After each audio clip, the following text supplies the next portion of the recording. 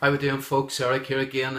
In this wee video I want to discuss goals, what they are, why we set them, and the power of goals.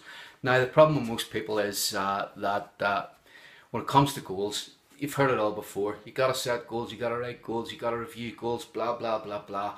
And people get caught up in the law of familiarity, guys, and you don't want to do that, because we all know, guys, when we get caught up in that law, what does familiarity bring? It breeds contempt. People just take it for granted. Yeah, I've got to do this, I've got to do that there, and I just toss it to one side, they chuck to one side and forget all about it, and I don't really actually understand the power of goals, so they don't. So what is a goal? Well, for me, guys, a goal is a dream with a destination. You're at point A and you want to go to point B. You have a starting point and you have a destination, and we create that goal, so we do, to give us a little mind map and a reminder of where we are now and where we want to go to. So we do.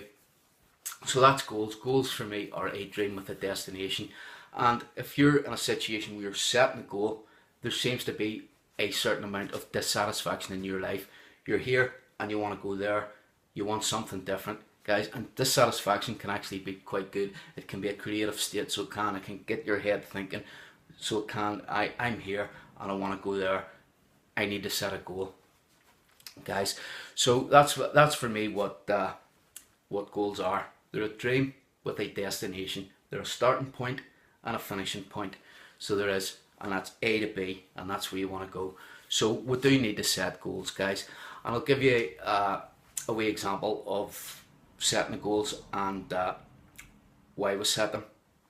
If you're at point A and you want to go to point B, you have to have a map. You have to actually understand where you're going. And I love the way that Earl Nightingale put it in The Strangest Secret.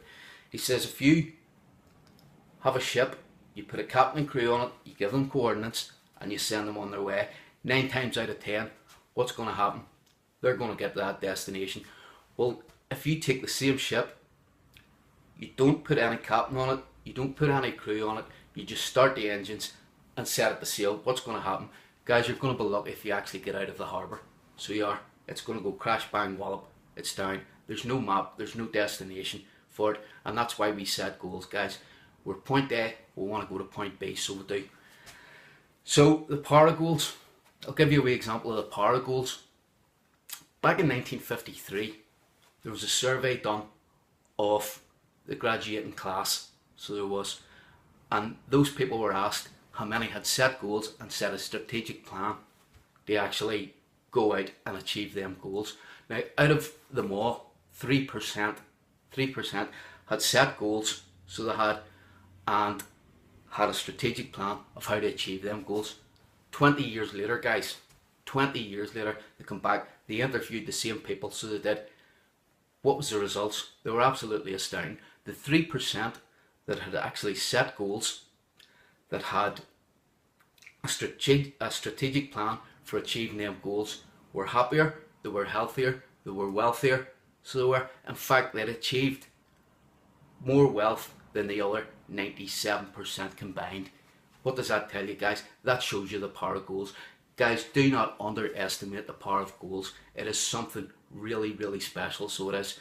And you've got to get it into your head. Guys, when we're setting goals, we're creating the future in advance. So we are.